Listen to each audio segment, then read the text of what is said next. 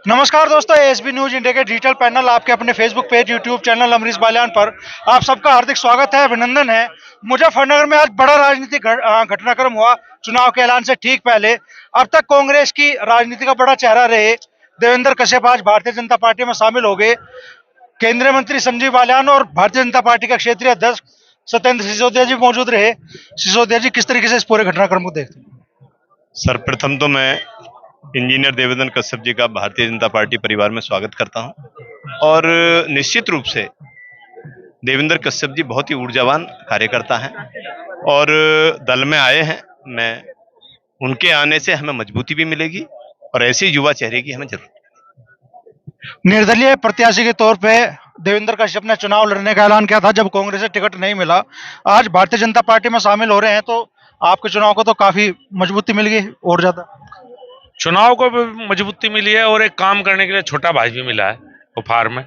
ऊर्जा काफी है ऐसी पार्टी में जिसका कोई नाम लेवा नहीं था। उस पार्टी का नाम आपके सारी मीडिया में अगर कोई गुजारा था मुजफ्फरनगर में तो उसका नाम देवेंद्र कश्यप था। अब भारतीय जनता पार्टी में काम करेंगे और निश्चित रूप से इससे फर्क पड़ेगा, मजबूती मिलेगी। आपने कहा गले में सांप डाल रखा था अब तक। नहीं, देखिए मैं बताया ना, पूरे आप कहीं मीडिया उठा के देखिए, भारतीय जनता पार्टी कांग्रेस पार्टी का कहीं मीडिया में एक ही तो आदमी था पूरे जनपद में जो गांव में जाता था किसी गरीब के लिए, किसी भी मदद के लिए, कोई धरना प्रदर्शन आंदोलन, तो देवेंद्र कश्यप रहते। अब पार्टी में आए हैं बीजेपी में, अंदर रह के समाज की लड़ाई लड़ने का काम करेंगे। जो आवाज बाहर रह के उठा रहे थे वो आवाज अब सरकार के अंदर सबके साथ मिलकर उठाएंगे। तो पार्टी का कुनबा लगातार बढ़ रहा है सर। लगातार देवेंद्र कश्यप जी का बहुत स्वागत है। इनके आने से भारतीय जनता पार्टी को और अधिक मजबूती मिली है। कश्यप समाज, अति पिछड़ा वर्ग पहले से भारतीय जनता पार्टी में काफी मजबूती के साथ है, पर देवेंद्र जी अपना एक नेता है, वो आएंगे तो उनका विचार पूरे जनपद में, पूरे पश्चिम उत्तर में फैलेगा और उनके कारण से भारतीय जनता पार्टी और अधिक मजबूत होगी। उनका बहुत स्वागत है। आज सत्येंद्र सिसोदिया जी ने उनका सदस्यता ग्रहण कराई है, उनका भी धन्यवाद है। और संजीव बालियान जी भारी मतों जीते, इस संकल्प के साथ हम सब लोग काम कर रहे हैं।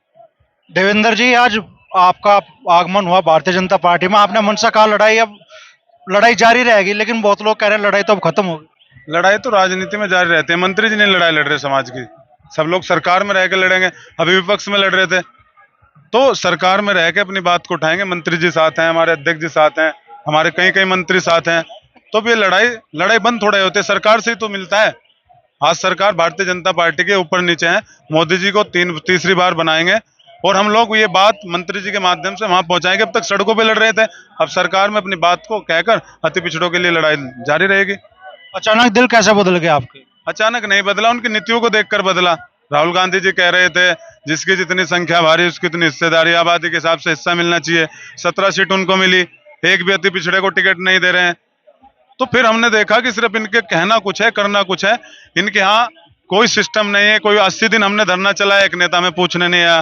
जंतर मंतर हम 10,000 लोग लेके आए, कोई पूछने आया। आज हमने सभा की, देखो हमारे मंत्री जी भी हैं, हमारे प्रदेश के मंत्री भी हैं, प्रदेश अध्यक्ष जी भी हैं और भारतीय जनता पार्टी में हमें सम्मान मिल रहा है और हम पूरे तन मन धन से भारतीय जनता पार्टी को बढ़ाने का काम करेंगे और अपने समाज की लड़ाई 24 घंटे लड़ने का काम करेंगे। ये लड़ाई ऐसे ही जारी रहेगी। जिन मांगों को लेकर आपने 80 दिन धरना चलाया, आप कह रहे हैं जंतर मंतर पर भी आप पहुंचे, उन मांगों के भी समाधान का भी कुछ भरोसा मिला आपको? बातचीत होगी, सरकार को मुख्यमंत्री जी को बताएंगे, मंत्री जी के माध्यम से बताया भी है और सरकार तो काम कर रही है। रोहिणी आयोग तो प्रधानमंत्री जी ने तो बनाया है, वो तो रोहिणी आयोग भारत सरकार का ही बनाया है, तो भारत सरकार इस पे काम कर रही है। मोदी जी गंभीर है अति पिछड़ों को लेकर, उनसे ज्यादा गंभीर व्यक्ति इस देश में कोई नहीं है। अगर आज अति पिछड़ों को भागीदारी दे रही है तो भारतीय जनता पार्टी दे रही है। तो मंत्री जी के नेतृत्व में हम लोग 2024 का चुनाव उनको ऐसा मजबूती से लड़ाएंगे जैसे 2014 में जीते थे, उससे ज्यादा वोटों से मंत्री जी जीते। आखिरी सवाल बस मैं आपसे करना चाहूंगा, कश्यप समाज के लोगों को आज क्या भरोसा आप देंगे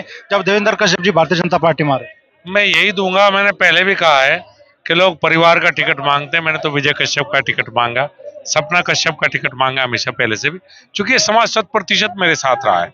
मैं यही भरोसा दिलाऊंगा कि देवेंद्र कश्यप को मैं भी कार्यकर्ता हूँ, वो भी आज से भारतीय जनता पार्टी कार्यकर्ता, अपने छोटे भाई की तरह रखूंगा।